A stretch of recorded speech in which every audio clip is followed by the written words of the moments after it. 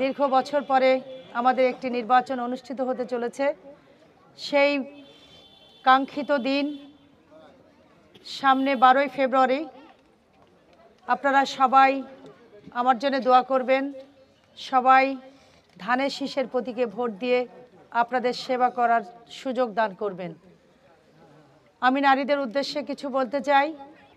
আমরা সমাজে নারীরা খুব অবহেলিত।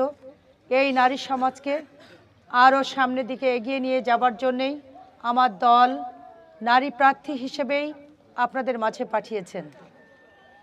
এই নারীদের জন্যে অনেক সুযোগ সুবিধা আছে, যেটি আমার দল বিএনপি যদি রাষ্ট্র পরিচালনার দায়িত্বে যায় তাহলে সেটি সম্পন্ন করবেন বলে আমরা বিশ্বাস করি। আপনারাও আস্থা এবং বিশ্বাস রাখতে পারেন। আমাদের দল 31 দফা একটি পরিকল্পনা করেছেন। এই পরিকল্পনা যদি দল রাষ্ট্র পরিচালনার দায়িত্বে যায় তাহলে প্রণয়ন হবে। তার মধ্যে নারীদের জন্য আছে ফ্যামিলি কার্ডের ব্যবস্থা।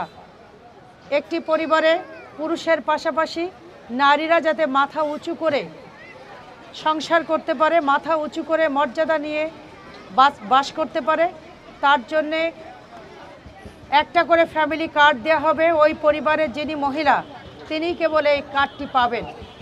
সেই কার্ডের অনুকূলে থাকবে 2000 থেকে 2500 করে টাকা এবং সমপরিমাণ দ্রব্য সামগ্রী, যেমন চাল, ডাল, আটা, ময়দা, আলু, সরিষার তেল।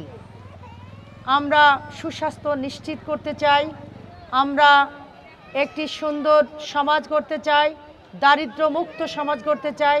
নারীরা যদি অন্য কোনো বিষয়ে পারদর্শী থাকে সে বিষয়ে আমরা প্রশিক্ষণের মাধ্যমে নারীদেরকে আরও সামনের দিকে যাতে কিভাবে এগিয়ে নিয়ে যাওয়া যায় সে বিষয়ে আমি ব্যক্তিগতভাবে ভূমিকা রাখবো ইনশাল্লাহ। এই